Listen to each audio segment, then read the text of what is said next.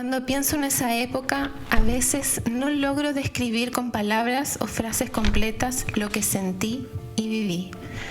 Existía un vacío, algo que era imposible de llenar, algo profundamente oscuro, algo que no tenía fin. Pasé por mi noche oscura del alma. Es cuando tocas fondo, cuando ya no das más, cuando es necesario volver a tomar el control, volver a recordar quién eres.